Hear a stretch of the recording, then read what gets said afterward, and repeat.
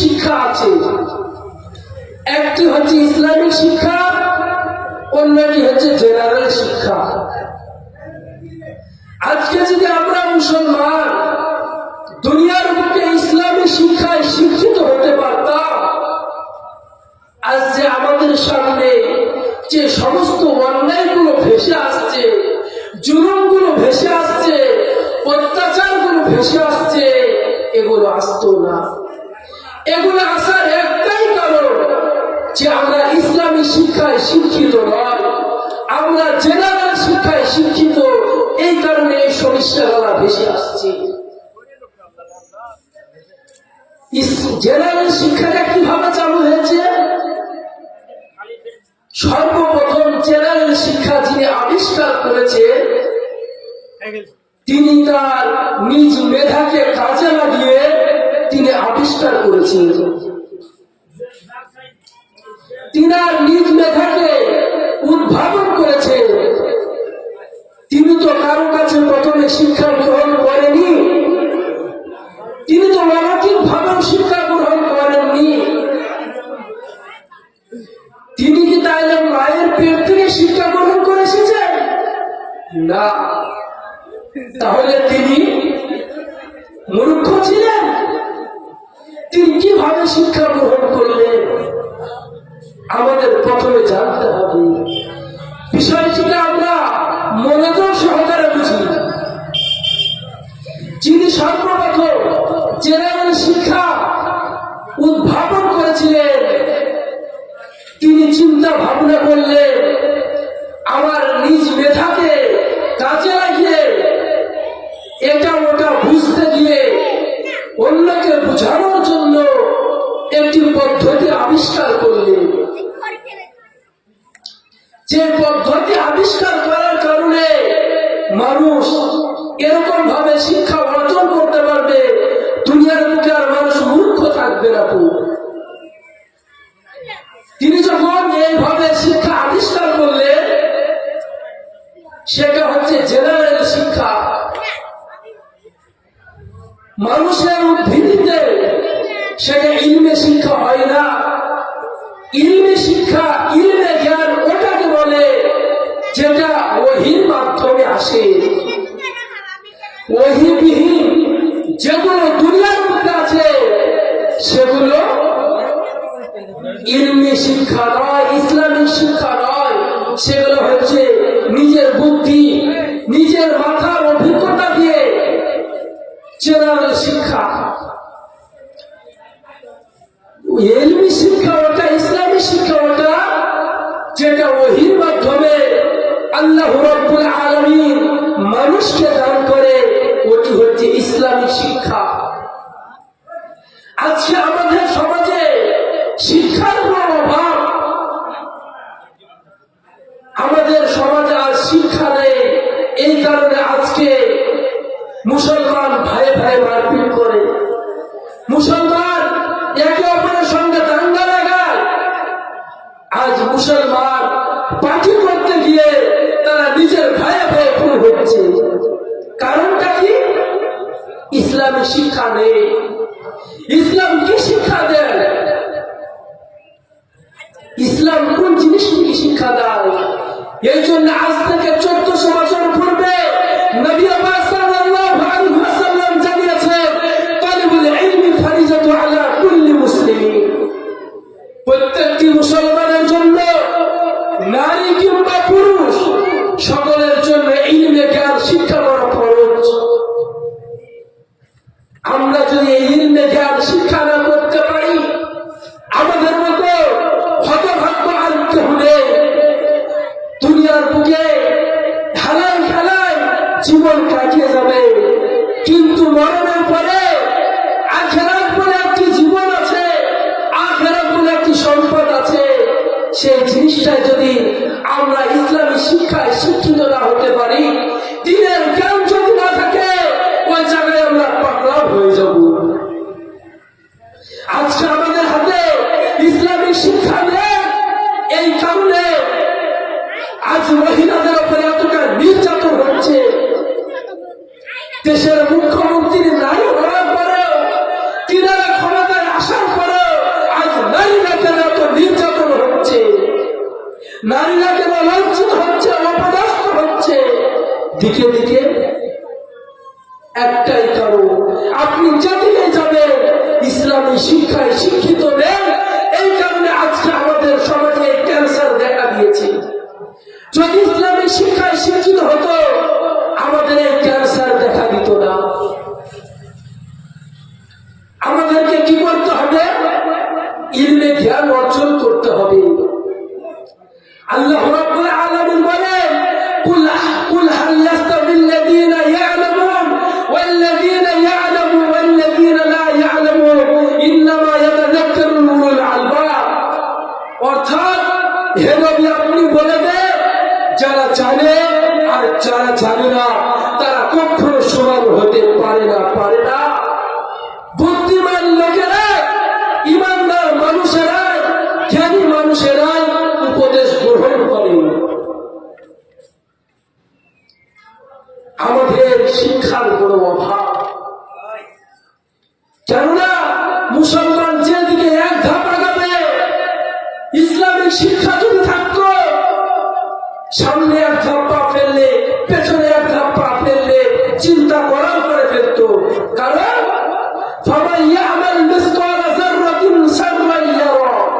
কাল কিয়ামতের দিন আপনি যদি অন্যায় করেন, অপরাধ করেন, মানুষের প্রতি জুলুম করেন, কিঞ্চি থেকে কিঞ্চি খারাপ কাজ হলো কিয়ামতের দিন তুলে ধরবে।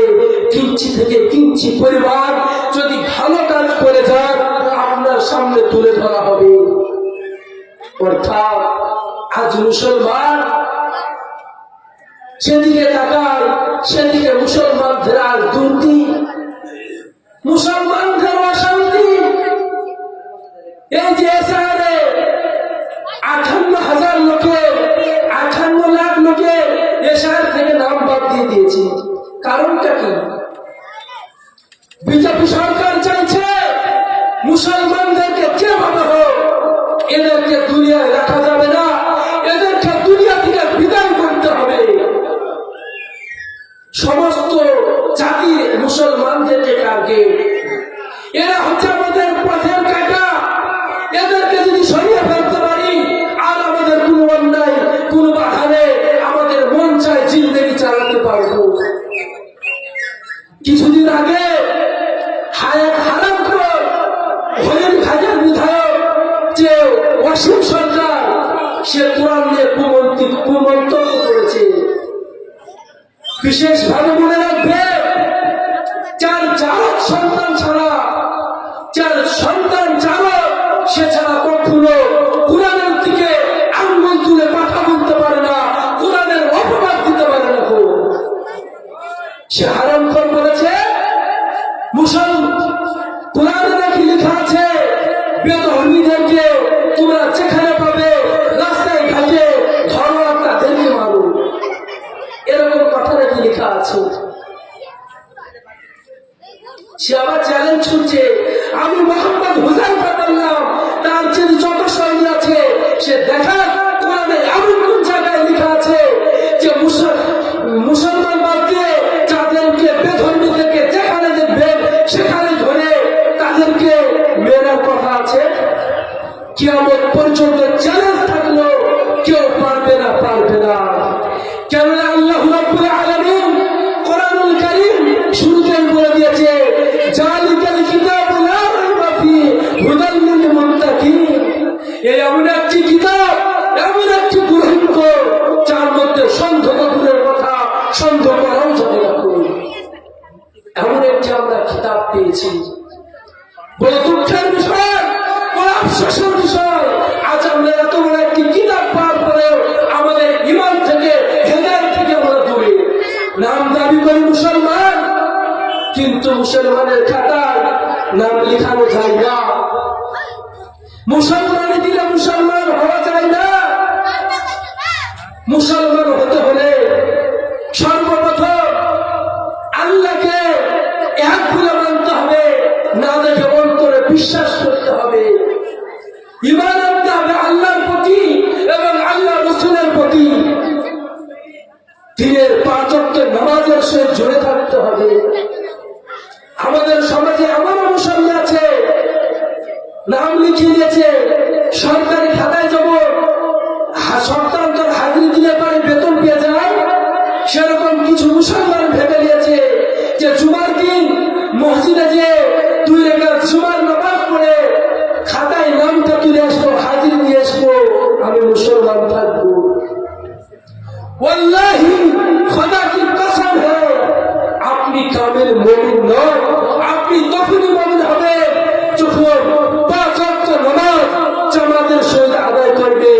কেননা আল্লাহ রাব্বুল আলামিন জানাচ্ছেন যে দুনিয়ায় খারাপ কাজ থেকে, অন্যায় থেকে, অত্যাচার থেকে, জুলুম থেকে একমাত্র বাঁচাতে পারে নামাজ। সমস্ত খারাপ কাজ থেকে বাধা দেবে আপনার নামাজ। আপনার যদি নামাজ সঠিক হয়ে যায়, আপনি কাল কিয়ামতের দিন সর্বপ্রথম কবরে আপনার নামাজের ব্যাপারে হিসাব দেওয়া হবে। হে বান্দা, তুমি নামাজ পড়েছো না কি করেছো বলো? নামাজের যদি হিসাব দিতে পারেন, কবরের হিসাব যদি আপনার সর্বপ্রথম পাশ হয়ে যায়, আপনার সকল হিসাব পাশ হয়ে যাবে। অতএব আমরা আজ বড় দুঃখের বিষয়, মুসলমান দাবি করার পরে দিন থেকে দূরে, নামাজ থেকে দূরে। ওরকম মুসলমান নাম রেখে লাভ নাই। নাম রাখতে হবে মুসলমান, ইমান নিয়ে মরতে হবে। ইমান নিয়ে বাঁচবো, ইমান নিয়ে মরবো। আমাদের একটাই টার্গেট, আল্লাহ রাব্বুল আলামিন দুনিয়াতে পাঠিয়েছে আফহাসিবতুম আন্নামা খলাকনাকুম আবাসা। আল্লাহ রাব্বুল আলামিন বলছে, হে বান্দা, তোমাদেরকে আমি দুনিয়ার বুকে ওয়াহিদুক সৃষ্টি করিনি, বেকার সৃষ্টি করিনি। আমি তোমাদেরকে দুনিয়ায় ইবাদত করার জন্য সৃষ্টি করেছি। আজ কত বড় নিমক হারামখোর মুসলমান, দুনিয়ার সমস্ত কাজ করার আমরা সময় পাই, দিনে 5 ওয়াক্ত নামাজের সময় পাই না। এর চেয়ে হতভাগ্য আর কিচ্ছু হতে পারে না। আপনি নামাজ পড়েন না, কিন্তু আল্লাহ রাব্বুল আলামিন দিনে 5 বার আপনাকে রুজি দেন, 5 বার আপনাকে খানা খাওয়ান। কারণ মুসলমানকেও দেয়, খ্রিস্টানকেও দেয়, হিন্দুদেরকেও দেয়, বৌদ্ধদেরকেও আল্লাহ খানা খাওয়ায়।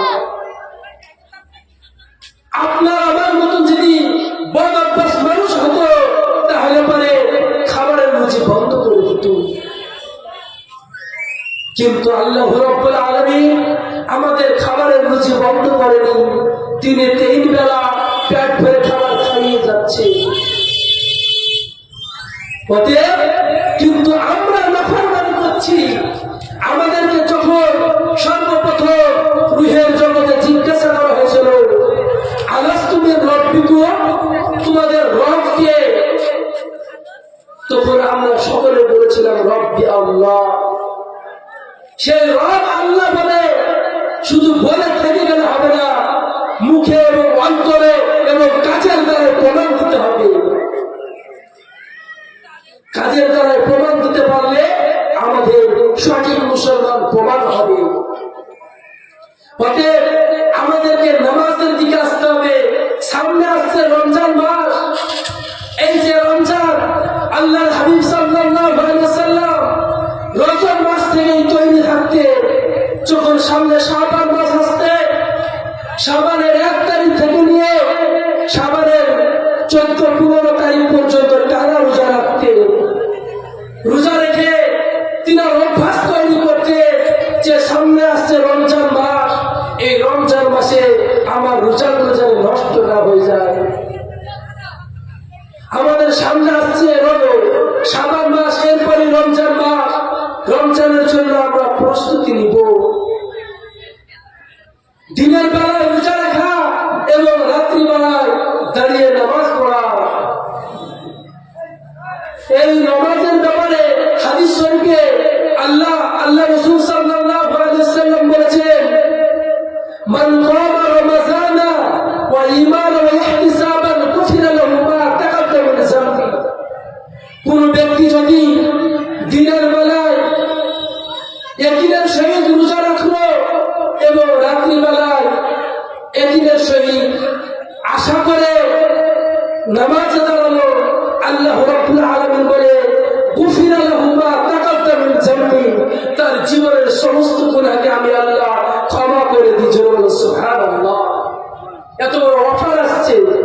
সামনে রমজান মাস, আমরা জানি না আল্লাহ রাব্বুল আলামিন আমাদের কতদিন জীবনে হায়াতে বাঁচিয়ে রাখে। সামনে রমজান পাবো কিনা আমাদের কারো গ্যারেন্টি নাই। আল্লাহর কাছে রাসূল করিম সাল্লাল্লাহু আলাইহি ওয়াসাল্লাম বেশি বেশি করে দোয়া করতে যে আমাদের সামনে রমজান মাস আসছে, রমজান মাসে যেন ইবাদত করে আমরা কামিয়াব হতে পারি। আমাদের মুসলমানের এই চিন্তা নেই, ফিকির হয়ে গেছে একটা। কি ফিকির? হানাফি, বেরেলি, ফারাজি, এই নিয়ে আমাদের শুধু তর্ক বিতর্ক। এরা বলে এই দল কাফের, অমুক দল কাফের, অমুক দল জাহান্নামী, এরকম ফতোয়া চলছে।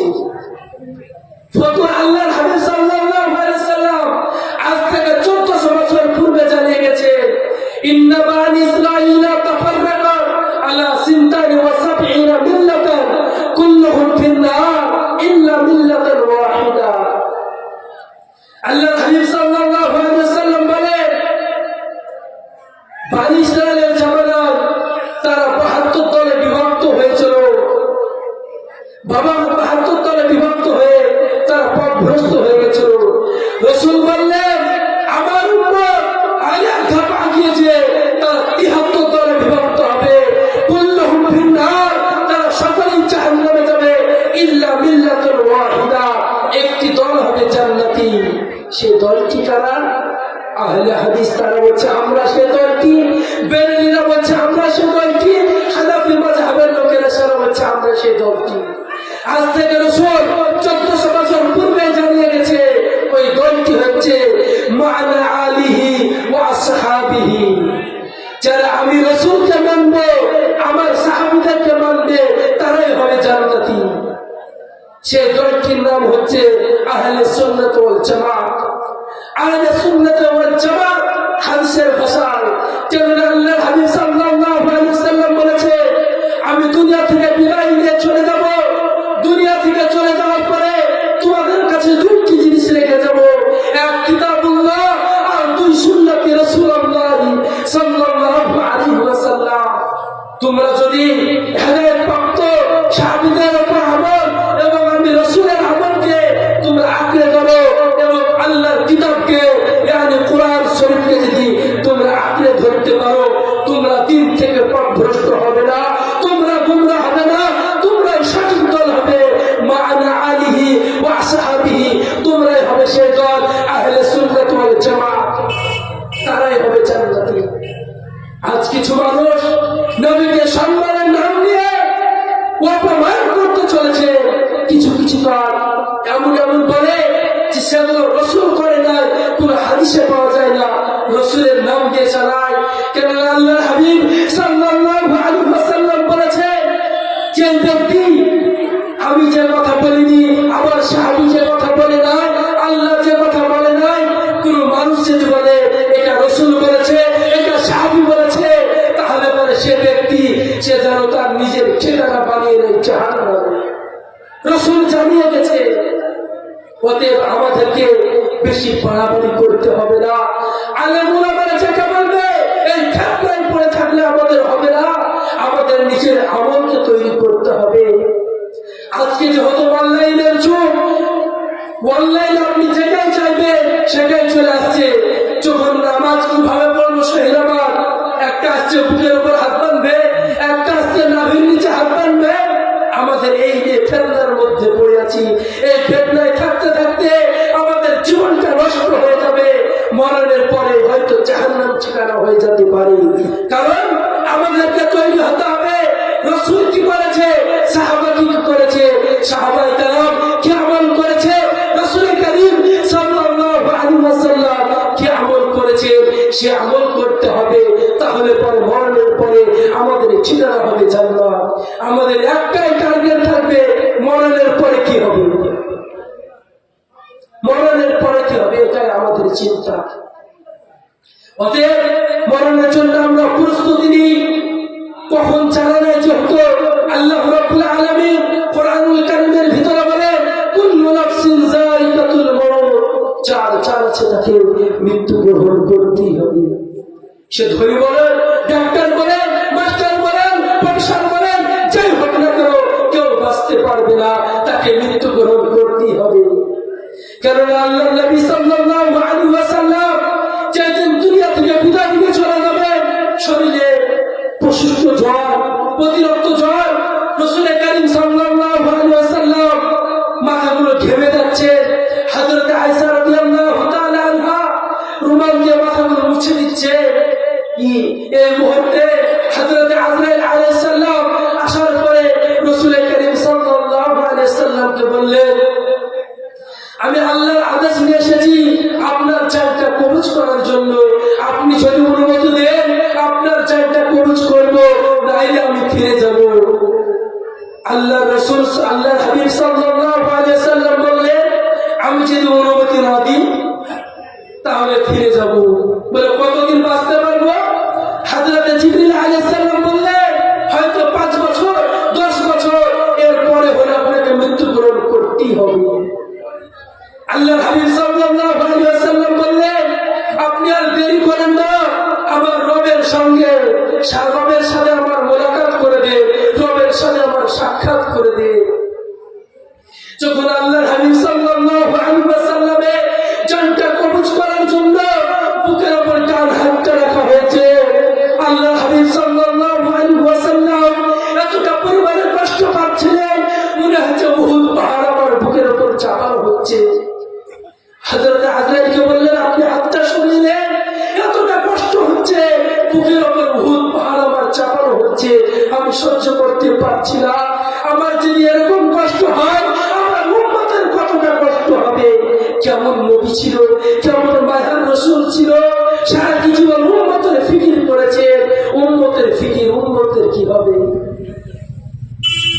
কাল কিয়ামতের ময়দানে রাসূল কারীম সাল্লাল্লাহু আলাইহি ওয়াসাল্লাম তিনি তার সন্তানের জন্য কাঁদবেন না, তিনার স্ত্রীদের জন্য কান্না করবেন না, তিনার আদরের লাতি হাসান হুসাইনের জন্য কান্না করবে না, আদরের টুকরা হযরত ফাতেমাতুল জোহরা রাদিয়াল্লাহু তাআলা আনহা তিনার জন্য কান্না করবেন না।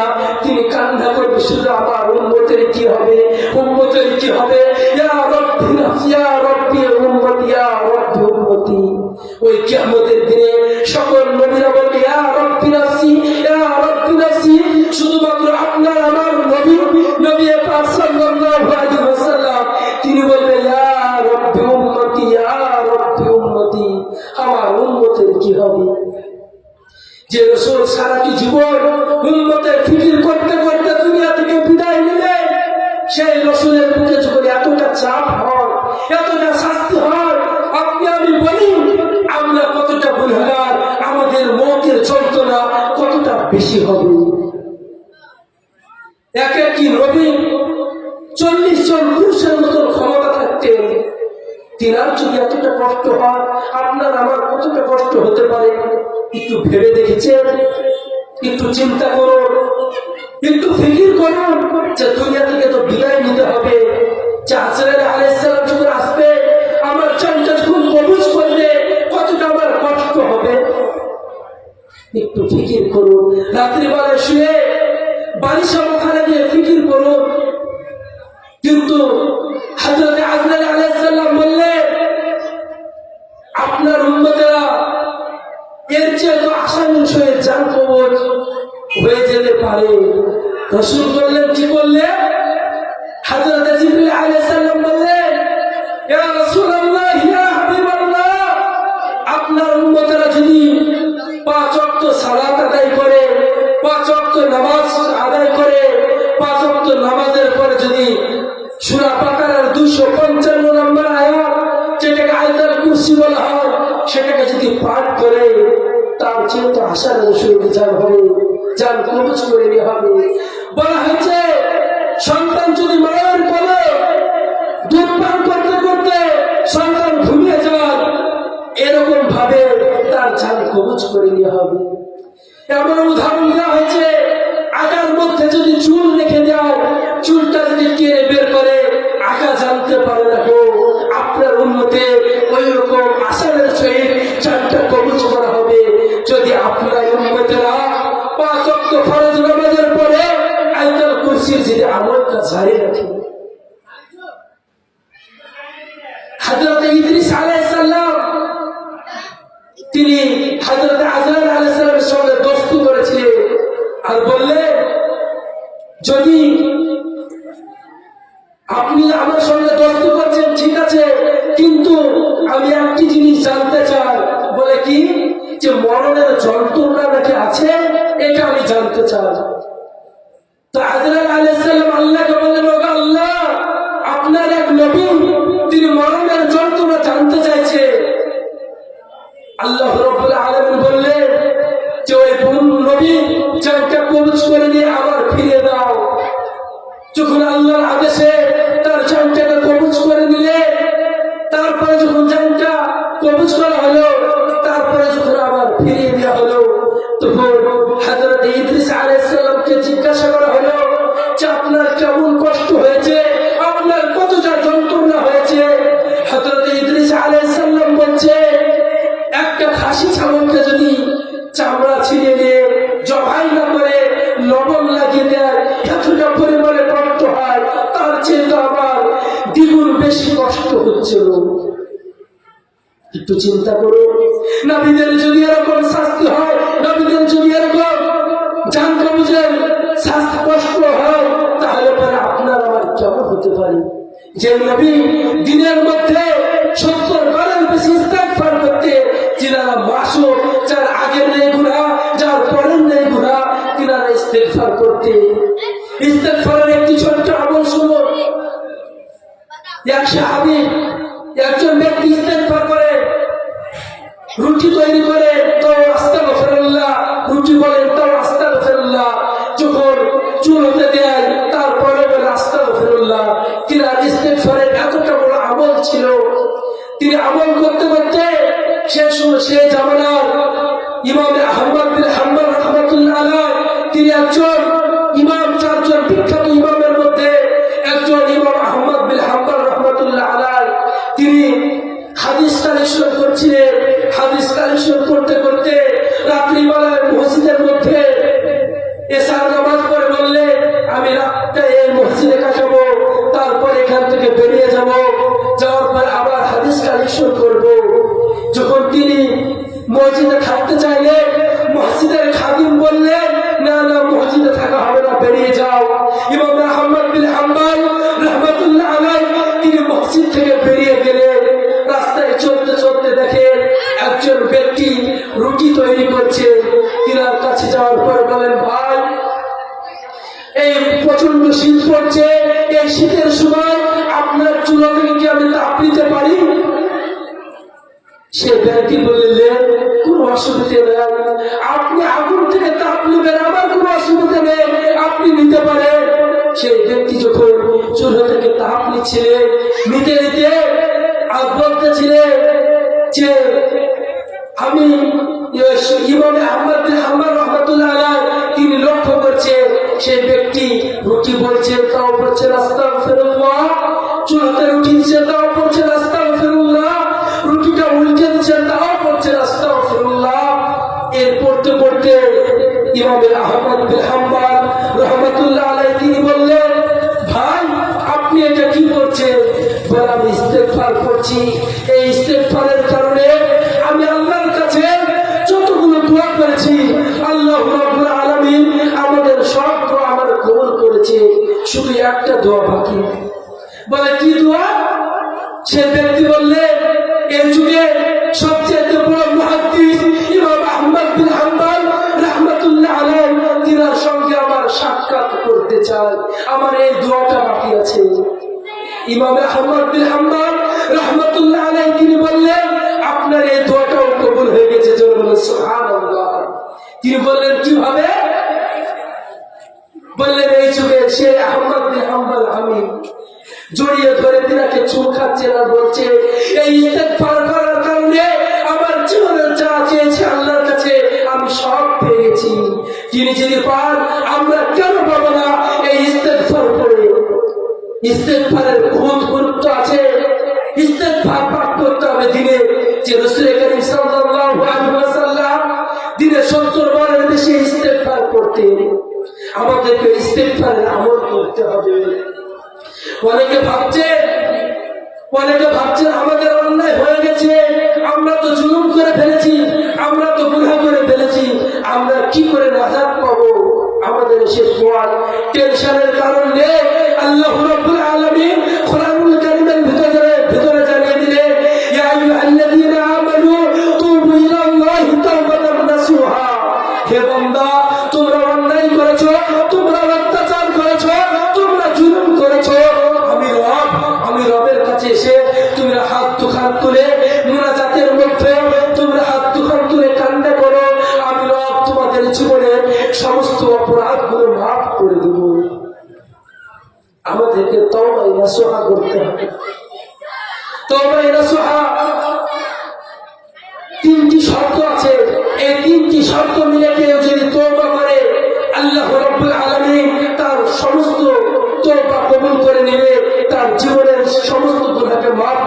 বলুন সুবহানাল্লাহ। ফাতহুল বারি বুখারী শরীফের বিখ্যাত সারা 4 নম্বর হচ্ছে ফাতহুল বারি। বুখারী শরীফের হাদিস থেকে বর্ণিত যে আল্লাহর হাবিব সাল্লাল্লাহু আলাইহি ওয়াসাল্লাম বলেছেন, আল্লাহ রাসূল সাল্লাল্লাহু আলাইহি ওয়াসাল্লাম বলেছেন, 3টি শর্ত মানে যদি তওবা করে তার তওবা কবুল করা হবে। 1 নম্বর, যে ব্যক্তি তওবা করবে তার জীবনে যে সমস্ত অপরাধ করেছে, যা গুনাহ করেছে, সেই গুনাহের জন্য লজ্জিত হতে হবে। সেই গুনাহের জন্য লজ্জিত হতে হবে, আমি অন্যায় করে ফেলেছি, আফসোস করতে হবে। 2 নম্বর, মনে মনে ঘৃণা করতে হবে গুনাহকে, আর জীবনে বেঁচে থাকতে ওই গুনাহ করবে না। 3 নম্বর, পাকা দিনে সাচ্চা মনে তওবা করতে হবে। আপনি যদি এই 3টি শর্ত মেনে তওবা করেন, আল্লাহ রাব্বুল আলামিন বলে, বান্দা তওবা করতে দেরি, আমি মাফ করতে দেরি না। কেননা কোরআনুল কারীম জানিয়ে দিয়েছে, ইয়া আইয়ুহাল্লাযীনা আমানু তুবু ইলাল্লাহি তাওবাতান নাসুহা, তওবায়ে নাসুহা করতে হবে। এই তওবায়ে নাসুহা করতে হবে। তওবা যদি একজন ব্যক্তি 99 জনকে 100 জনকে হত্যা করেছে, শেষ পর্যন্ত 100 জন 99 জনকে হত্যা করে রাস্তাতে হাঁটতে শুরু করেছে, একজন ইহুদি দরবেশের সঙ্গে তার সাক্ষাৎ হয়ে গেল। যখন ইহুদি দরবেশের সঙ্গে সাক্ষাৎ হয়ে গেল, তিনি বলছেন, আমি যে 99 জনকে হত্যা করেছি, আমার কি ক্ষমার কোন রাস্তা আছে? আমি কি ক্ষমা পাবো? সেই ইহুদি দরবেশ বললেন, না না, তুমি ক্ষমা পাবে না। তিনি আরো আবেগ হয়ে গেলেন, ক্ষমা পাওয়া যাবে না? 99 জনকে এতক্ষণ হত্যা করেছি, তোমাকে আর বাঁচিয়ে রেখে লাভ নাই। তিনার গর্দান উড়িয়ে দিল, 100 জনকে হত্যা হয়ে গেল। তিনার পরে মনে আরো ইচ্ছা জাগলো, আমি তো অন্যায় করে ফেললাম, এতক্ষণ তো 99 জন মানুষকে হত্যা করেছিলাম, এবার 100 জনকে হত্যা করে ফেললাম, এবার কি হবে? রাস্তাতে হাঁটতে হাঁটতে একজন ব্যক্তির সঙ্গে দেখা হলো, ইহুদি আলেমের সঙ্গে দেখা হলো। তিনার সঙ্গে সাক্ষাৎ হওয়ার পর বলে, ভাই আমি 99 জন মানুষকে হত্যা করেছিলাম। করার পরে একজন ব্যক্তিকে জিজ্ঞাসা করলাম, আমার রব কি আমার ক্ষমা করবে? তিনি বলেছেন, না, ক্ষমা করবে না। এই জন্য তিনার গর্দানকে উড়িয়ে দিয়েছিলাম, তিনার গর্দানকে উড়িয়ে দিয়েছিলাম, এবং 100 জন হত্যাকারী এখন আমি, তোমাকে কি করলে আমার ক্ষমা হবে?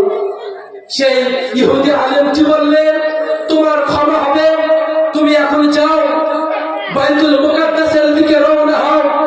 সেদিকে যাওয়ার পরে দেখতে পাবে মসজিদের ভিতরে কিছু মানুষ সিজদার হালাতে আছে, তারা নামাজের হালাতে আছে, তারা ইস্তেগফার করছে, তারা তওবা করছে।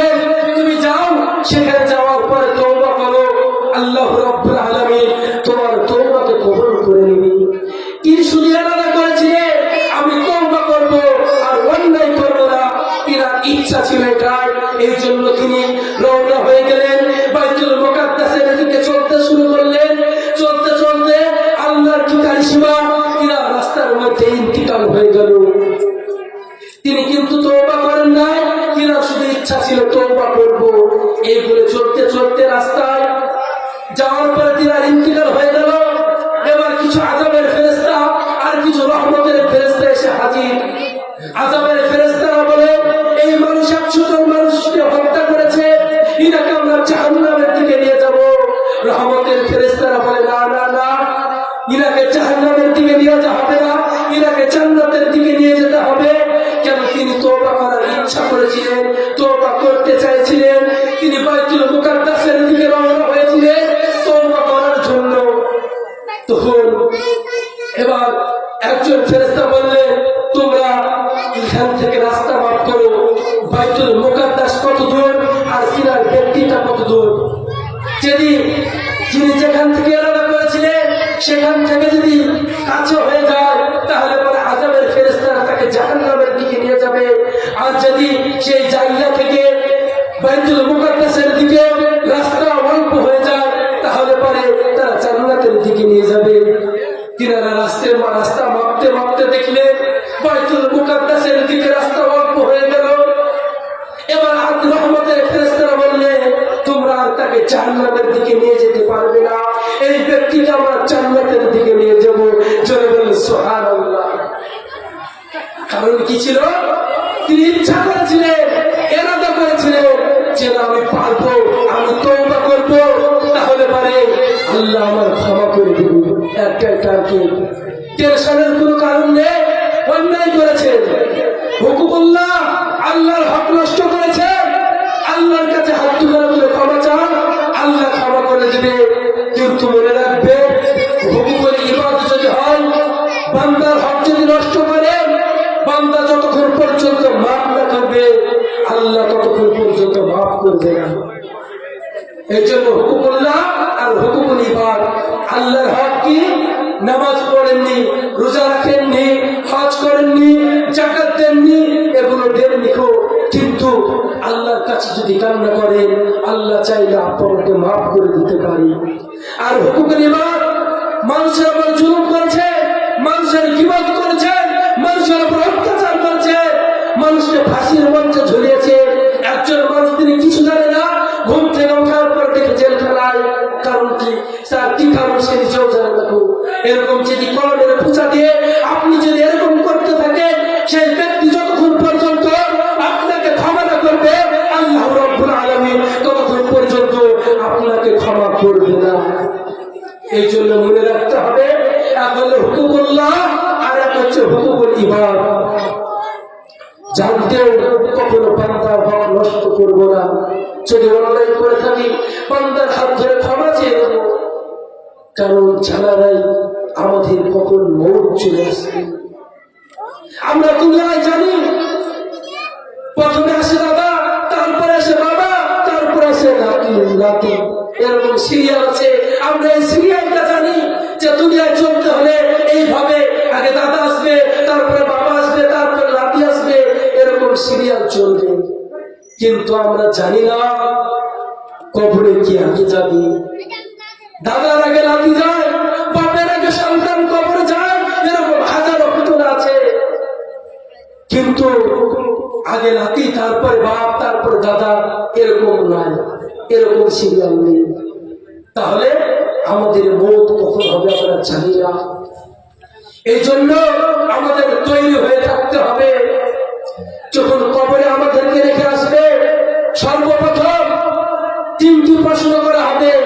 আমরা জানি সেই দিন মিসকাত শরীফে পড়ছিলাম না, কবরে চারটি প্রশ্ন করা হবে। বলে কি?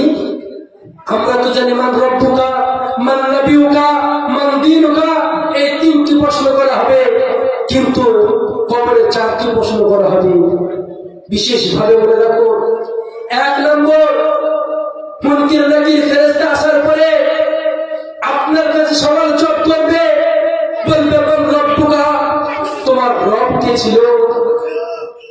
যদি আপনি আমি সেই রবের গোলামি করতে পারি, রবের ইবাদত করতে পারি, রবের নিয়ামত খেয়ে যদি আমরা নাফরমানি করে যাই, তাহলে পরে জাবান দিয়ে বের হবে না। রবের নিয়ামত খেয়ে, রবের দিয়ে ফসল খেয়ে, রবের দিয়ে তিন বেলা খাবার খেয়ে, রবের দিয়ে শরীর সুস্থ নিয়ে আমরা দুনিয়ার বুকে চলাফেরা করছি, দুনিয়ার বুকে ঘোরাফেরা করছি, কিন্তু আমরা রবের হুকুম মানছি না। কোরআনুল কারীমের ভিতরে একটি সূরা আছে, সূরাতুন নাহাল, যার নামে নাজিল, মৌমাছির নামে সূরা। আল্লাহ রাব্বুল আলামিন মৌমাছির নামে সূরা দিয়েছে। সেই সূরাতে বলেছে মৌমাছিকে জন্মের পরে তিনটি আদেশ করেছে। কয়টি? তিনটি আদেশ। সে সৃষ্টির শুরু থেকে নিয়ে কিয়ামত পর্যন্ত এই তিনটি আদেশকে তিনি ফলো করে চলেন। কিন্তু মুসলমানকে কোরআনুল কারীমের ভিতরে এক জায়গায় নয়, দুই জায়গায় নয়, ৮২ জায়গাতে জানানো হলো আকিমুস সালাত ওয়া আতুজ যাকাত। হে বান্দা, তোমরা নামাজ কায়েম করো, যাকাত প্রদান করো। কিন্তু আল্লাহ রাব্বুল আলামিন মৌমাছিকে একবার বললেন, তোমরা দুনিয়ার বুকে বাসা বাঁধবে তিন জায়গায়। এক হচ্ছে গাছের গালে, দুই হচ্ছে পাহাড়ে, তিন হচ্ছে উঁচু জায়গায়, ছাদের নিচে। এই তিনটি জায়গা ছাড়া তোমরা বাসা বাঁধবে না। বলেন দেখি, আজ পৃথিবীর শুরু থেকে নিয়ে শেষ পর্যন্ত এই মৌমাছিকে এই তিনটি জায়গা ছাড়া কোথায় বাসা বাঁধতে দেখেছে? তেনারা কোনো জায়গায় বাসা বাঁধে না, এই তিনটি জায়গায় বাসা বাঁধে। কিন্তু মুসলমান এত বড় নিমক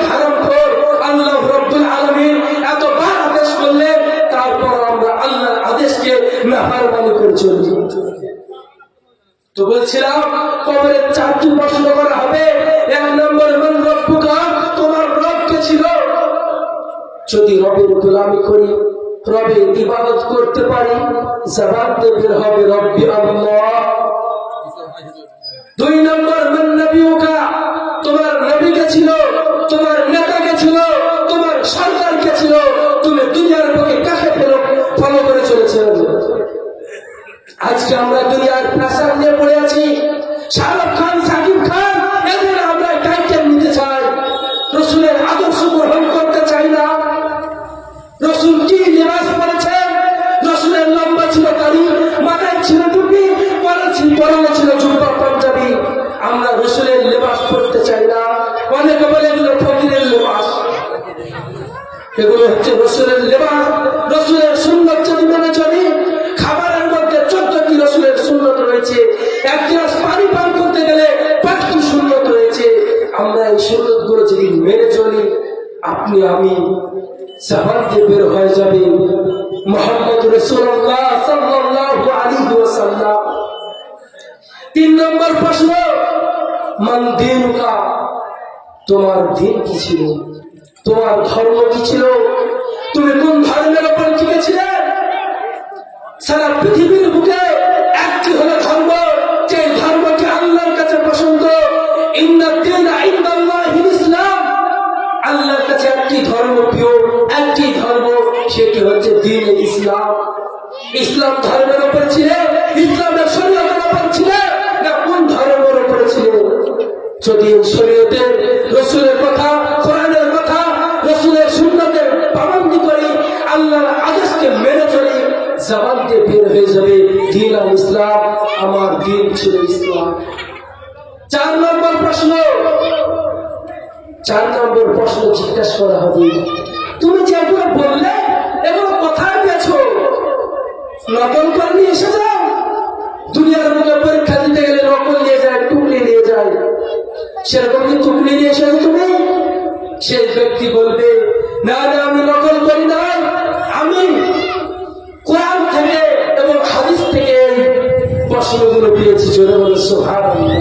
4 নম্বর প্রশ্ন, যদি আমরা এই প্রশ্নগুলো হয়ে যায়, সেই বান্দার জন্য জান্নাতের বিছানা বিছিয়ে দেওয়া হবে, জান্নাতের দরওয়াজা খুলে দেওয়া হবে।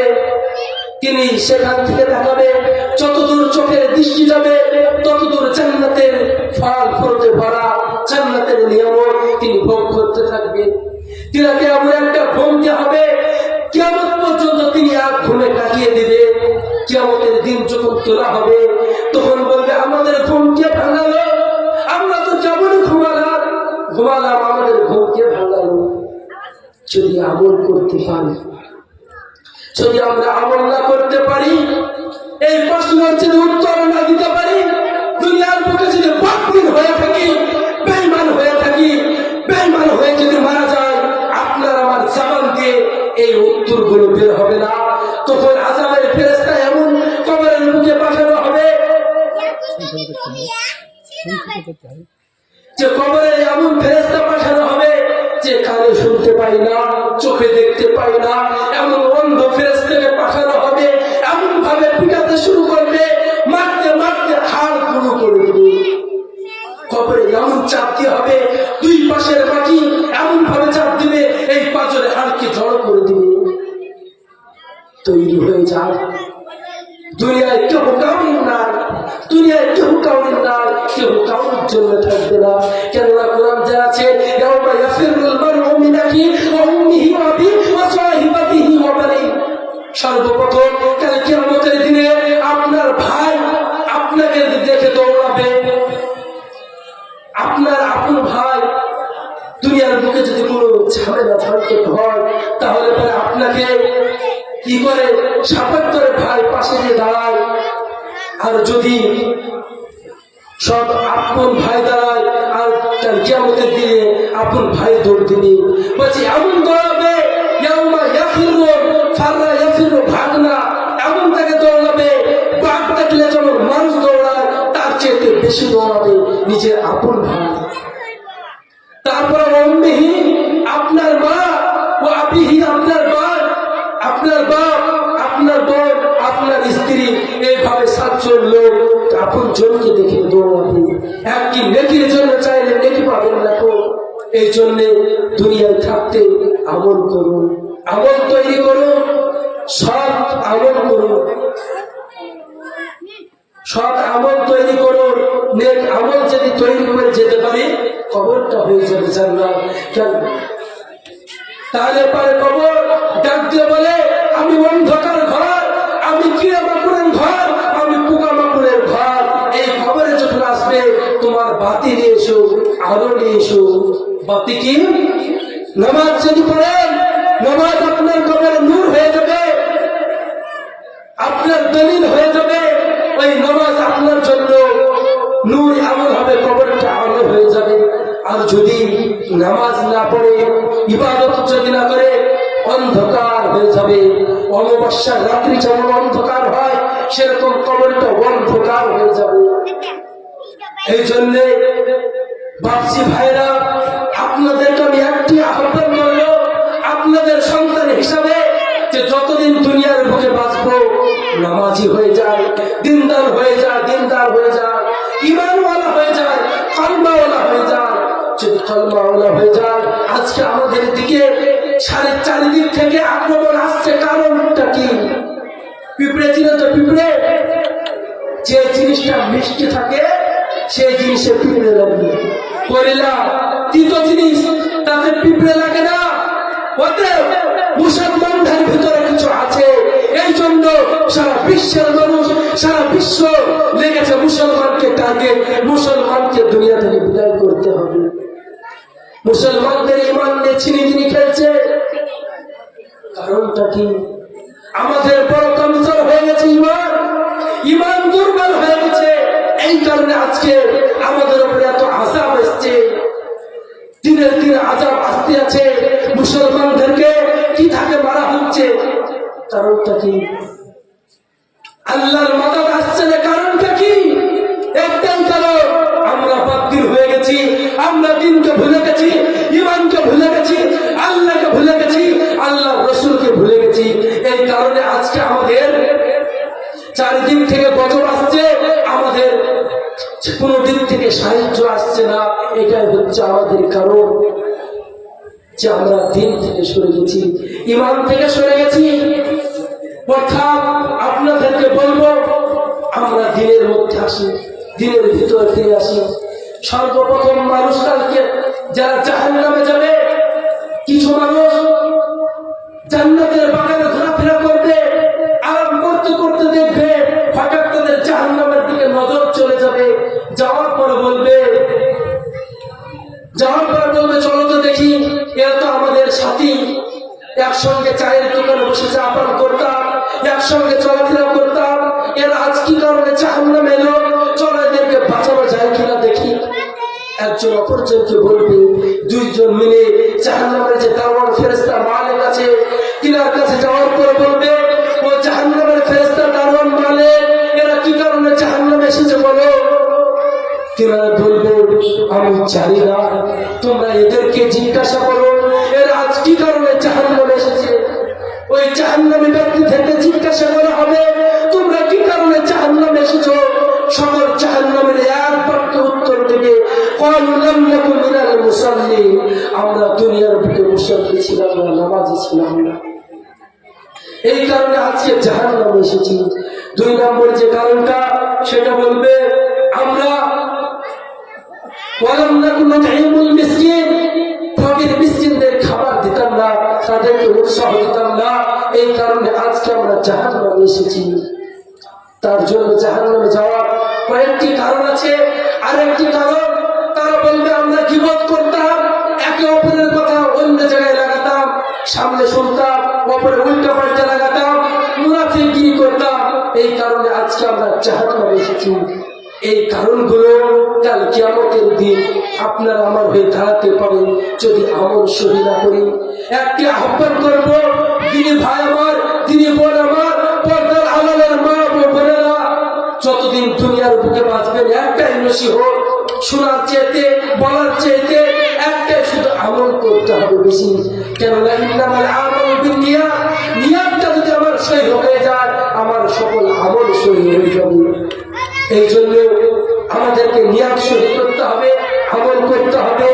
আল্লাহ রাব্বুল আলামিন যা কিছু বললাম সর্বপ্রথম আগে আমাকে আমল করা এবং আপনাদের সকলকে আমল করার তৌফিক দান করুন। সকলে বলে আল্লাহুম্মা আমিন। বলার ক্ষেত্রে যদি ভুলত্রুটি হয়ে যায় আপনাদের সন্তান হিসাবে মাফ করে দিবেন। এই বলে আজকে আমার সংক্ষিপ্ত আলোকপাত ইতি করছি। ওয়া আখির দাওয়ানা আলহামদুলিল্লাহি রাব্বিল আলামিন। আসসালামু আলাইকুম ওয়া রাহমাতুল্লাহি ওয়া বারাকাতুহু।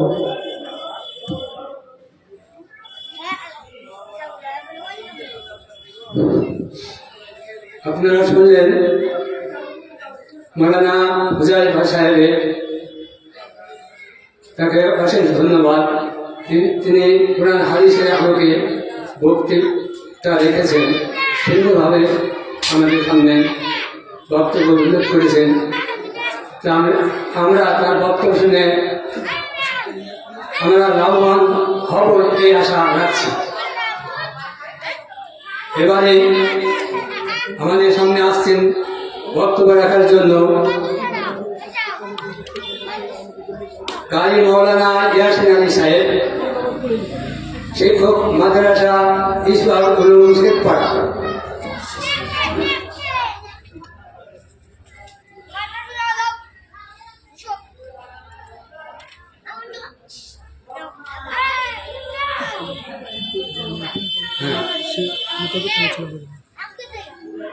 সাতটা থেকে 7টা 15 পর্যন্ত।